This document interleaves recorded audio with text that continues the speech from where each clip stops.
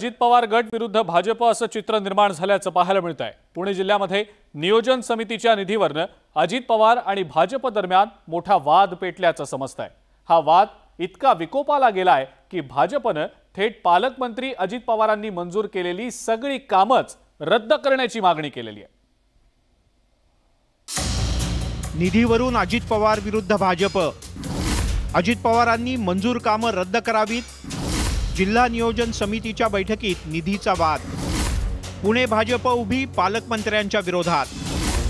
अजित पवार यांनी पुण्याचं पालकमंत्रीपद स्वीकारल्यापासून कामांचा धडाका लावलाय, पण अजित पवार फक्त राष्ट्रवादीच्या कार्यकर्त्यांच्या कामांनाच निधी मंजूर करत असल्याची ओरड त्यांच्या मित्रपक्षांनी सुरू केली आहे। अजित पवार पालकमंत्री झाल्यापासून राष्ट्रवादीच्या कार्यकर्त्यांच्या मागणीनुसार सुमारे 800 कोटी रुपयांची विकास कामं जिल्हा नियोजन समितीकडून मंजूर करण्यात आली। पण त्यापूर्वी चंद्रकांत पाटील पालकमंत्री असताना भाजपच्या कार्यकर्त्यांच्या मंजूर झालेल्या कामांना निधीच मिळाला नसल्याचा आरोप भाजपनं केलाय। एवढंच नाही तर अजित पवार यांनी मंजूर केलेली कामं रद्द करण्याचीच मागणी भाजपच्या जिल्हा नियोजन समितीनं करून टाकली आहे। बुकलेट एकत्र करावं लागतं, जसं त्या ठिकाणी 19 मे 2023च्या बैठकीसाठी एकत्र बुकलेट दिलं होतं, तसं आता जी राहिलेली विभाग आहेत त्याची कामं जर मंजूर करायची असतील तर ती जिल्हा नियोजन समितीच्या बैठकीत मांडावी लागतील। परस्पर ती कोणाच्या पत्राने मंजूर करता येणार नाही। परस्पर पत्र देऊन करता येतात, परंतु त्यासाठी आपत्ती असेल, काही साथीचे आजार असतील किंवा काही संकट असेल तर त्या काळामध्ये बैठक न घेता कामं मंजूर करता येतात आणि नंतर त्याला कार्योत्तर मंजूर घेतली जाते। आता तशी कुठलीही परिस्थिती नाही। भाजपचे जिल्हाध्यक्ष वासुदेव काळे, शरद बुट्टे पाटील, आशा बुचके, विजय फुगे, प्रवीण काळभोर यांनी विभागीय आयुक्त आणि जिल्हाधिकाऱ्यांची भेट घेतली। यावेळी त्यांनी पालकमंत्री अजित पवार यांचे निर्णय रद्द करण्याबद्दल निवेदन दिलं। त्यामुळे भाजपचे कार्यकर्ते सध्या चांगलेच आक्रमक झाल्याचं पाहायला मिळत आहे।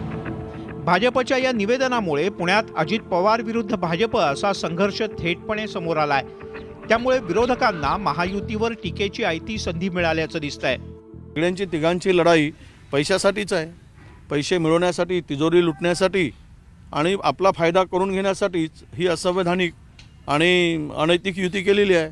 त्या युतीला या पक्षांना कुठलाच आधार नाही, केवळ सत्ता हे सर्वोच्च एवढंच मानून त्यांनी ते केलेलं आहे। त्यामुळे त्यांची भूमिका दुसरी काय असणार? जेवढं खाता येईल, जेवढं लुटता येईल, जेवढा गरिबांना उद्ध्वस्त करता येईल, जेवढा राज्याची तिजोरी साफ करता येईल, एवढाच उद्देश आहे। सध्या अजित पवार गटाकडून भाजपच्या आरोपांवर कुठलाही खुलासा देण्यात आलेला नाही। दुसरीकडे पुण्याचे माजी पालकमंत्री चंद्रकांत पाटील यांना अजित पवार यांच्याबद्दल विचारलं असता त्यांनीही हात जोडून बोलायचं टाळलं। त्यामुळे पुण्यात अजित पवार यांच्या धडाकेबाज कामांमुळे सध्या भाजप आणि मित्रपक्षांमध्येच नाराजी पसरल्याचं पाहायला मिळतंय।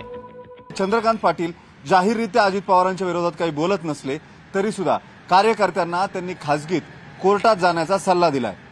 त्यामुळे या दोन दादांमधलं वैर हे जिल्हा नियोजन समितीमुळे आणखीन वाढत चाललंय। व्हिडिओ जर्नलिस्ट गणेश कदमसह वैभव सोनवणे, न्यूज 18 लोकमत, पुणे।